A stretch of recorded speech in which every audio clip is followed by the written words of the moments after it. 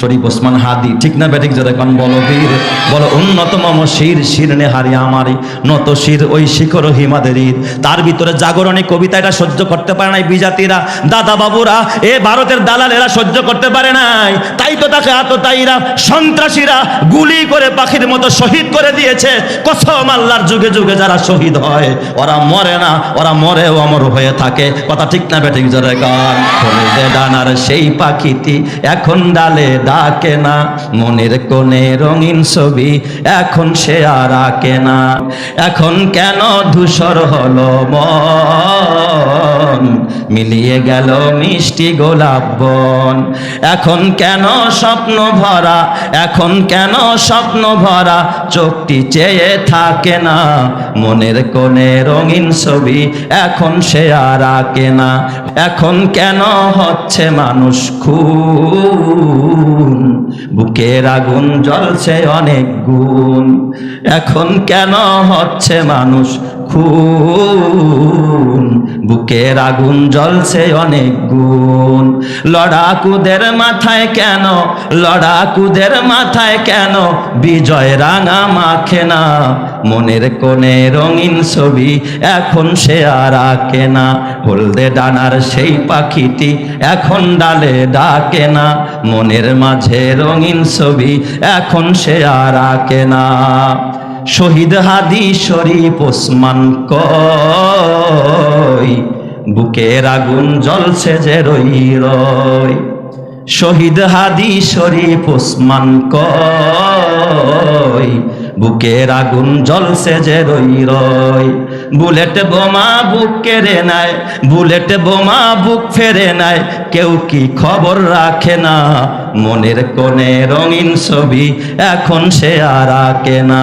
হলদে ডানার সেই পাখিটি এখন ডালে ডাকে না, মনের মাঝে রঙিন ছবি এখন সে আর আঁকে না।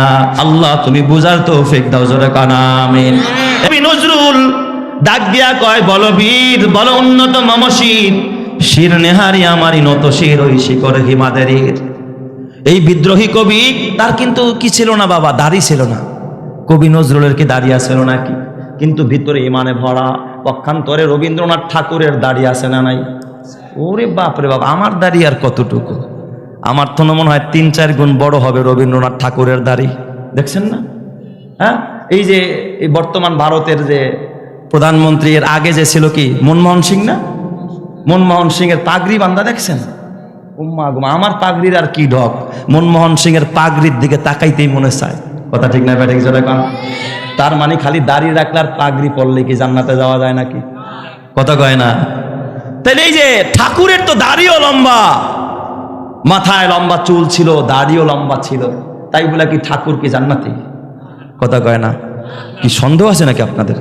আপনাদের জাতীয় কবি বলেন, এই রবীন্দ্রনাথ ঠাকুর জান্নাতি না জাহান্নামী? অনেকে বিব্রত বোধ করতেছে যে সে তারা কেমনে জাহান্নামী কই, তার তো ঈমান নাই ভাই।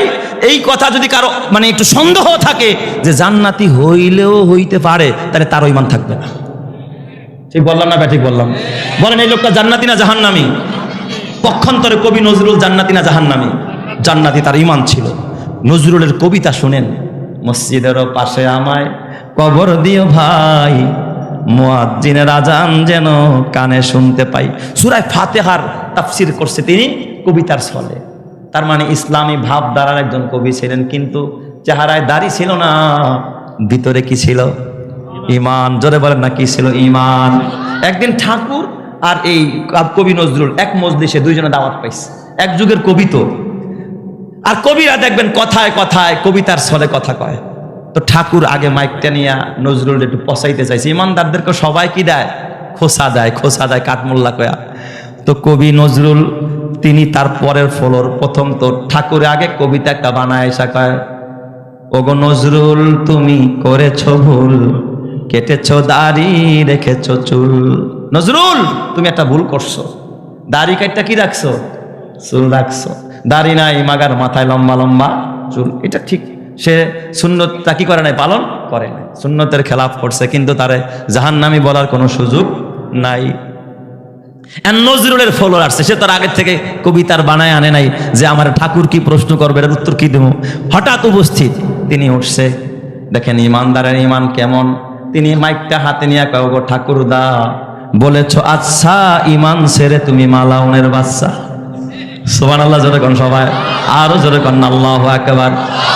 এই বিদ্রোহী কবিতা বলো বীর, বলো উন্নতম মসজিদ, শির নেহারি আমারি নত শির ওই শিকর হিমাদ্রির।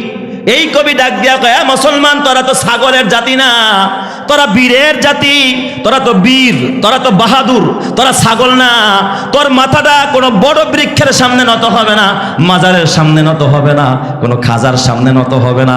এই কবিতাই কিন্তু গাইছিল শহীদ হাদি, শরীফ ওসমান হাদি, ঠিক না বেঠিক? যদি এখন বলো বীর, বলো উন্নতম শির, শির নেহারি আমারি নত শির ওই শিখর হিমাদেরই। তার ভিতরে জাগরণী কবিতাটা সহ্য করতে পারে নাই বিজাতিরা, দাদা বাবুরা, এ ভারতের দালালেরা সহ্য করতে পারে নাই। তাই তো তাকে আততায়ীরা, সন্ত্রাসীরা গুলি করে পাখির মতো শহীদ করে দিয়েছে।